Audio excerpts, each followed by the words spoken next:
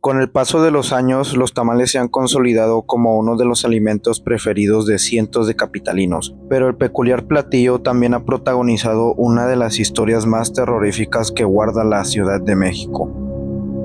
María Trinidad era una mujer que se dedicaba a vender tamales en la colonia Los Portales en la Ciudad de México, con lo que se hacía cargo de sus hijos luego de separarse de su esposo. Con el tiempo, la mujer se enamoró del peluquero a donde llevaba a sus hijos a cortarles el cabello. El hombre se fue a vivir con ellos y aunque al principio tuvieron una relación cordial, este fue modificando sus costumbres, dejó de trabajar y maltrataba a la mujer y a sus hijos. María era el sostén de su familia. Cada día salía a vender sus tamales. Colocaba un puesto frente a la panadería La Tapatía, en la esquina de Ermita Iztapalapa y Emiliano Zapata, en Los Portales, y pasaba parte del día vendiendo para poder solventar los gastos de la casa. En tanto, el hombre aprovechaba el tiempo que María pasaba vendiendo para salir con otras mujeres y gastarse el dinero de la mujer que ganaba con sus ventas. Cansada de los constantes maltratos de su marido, la mujer tomó la radical decisión de acabar con él para proteger su vida y la de sus 3 hijos. La noche del sábado 17 de julio de 1971, en la calle Pirineos, Colonia Portales en la Ciudad de México,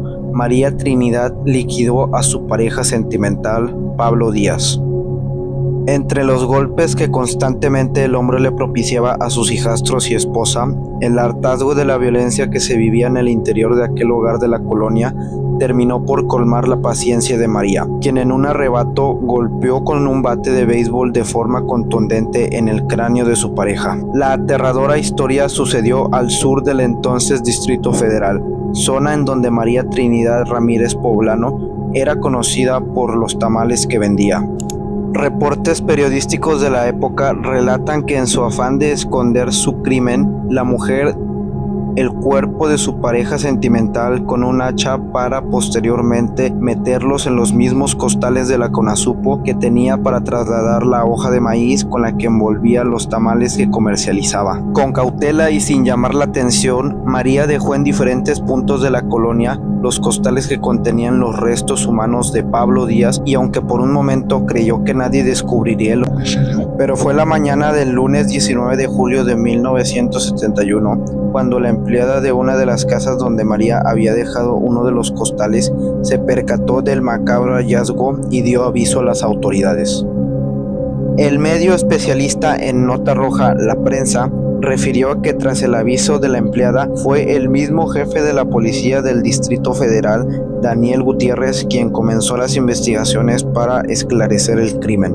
Cuando las autoridades locales llegaron al lugar, encontraron el cuerpo de un hombre dentro de un costal del cual se desprendía un fétido olor.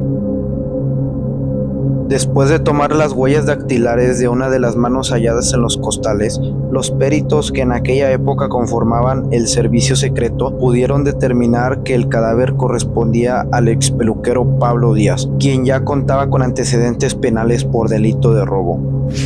Fue precisamente ese dato el que llevó a las autoridades al domicilio de María para darle la noticia, pero esta no se inmutó, por lo que levantó sospechas. Luego la mujer confesó que ella y sus hijos fueron víctimas de violencia por 3 años, por lo que un día, cansada de abusos y de ver a sus hijos sufrir, decidió deshacerse de su esposo mientras dormía.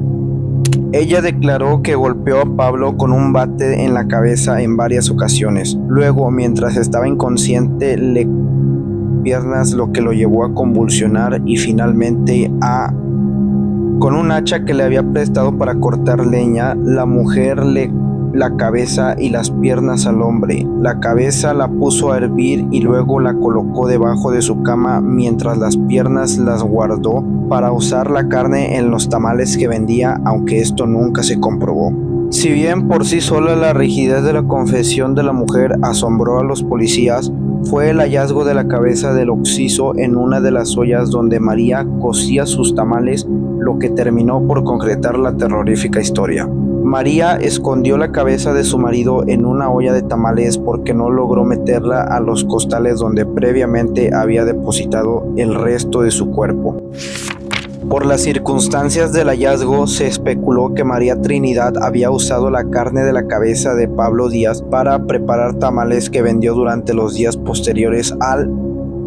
En una de las notas de la cobertura de la prensa relató: la tamalera asesina hirvió la cabeza en el bote de tamales, lo que hacen los criminales con sus horrendos afanes. Desde ayer en restaurantes nadie prueba los tamales. Posteriormente se confirmó que la cabeza del esposo de María se encontraba en agua fría dentro de la olla para postergar su descomposición. Pero para ese punto, en los titulares de los medios más populares de la época, su historia ya había sido nombrada como la de la tamalera de los Portales. La mujer confesó el crimen y aseguró que ella sola lo cometió. Pese a que le ofrecieron reducir su condena a 20 años por destapar a sus cómplices, la mujer insistió en que ella fue la única involucrada en el crimen. Tras 2 años de juicio, en el que se tuvo a su hijo mayor para que confesara y se investigó también la posible participación de su yerno, no se comprobó la participación de otra persona, por lo que la mujer fue sentenciada a 40 años de cárcel, aunque su sentencia se acortó a la mitad por buena conducta. Sobre este caso hay algunas versiones diferentes en cuanto a cómo se dieron los hechos, desde que la mujer acabó con Pablo en medio de una discusión y no cuando estaba dormido, hasta que supuestamente se le descubrió porque a una persona le había salido un dedo en uno de los tamales que vendía. Sea como sea, esta mujer cometió un acto extremo cuando llegó a su límite. Como pudiste ver, lo de la carne en sus tamales es una leyenda. No se pudo comprobar que realmente usara ese material para su elaboración y venta, sino que más bien fue un rumor que se esparció por la forma en la que encontraron la escena del crimen. Ahora yo te pregunto a ti, ¿crees que realmente usó la carne de su esposo en sus tamales? ¿Ya conocías este caso? Sin nada más que agregar, me despido y hasta la próxima.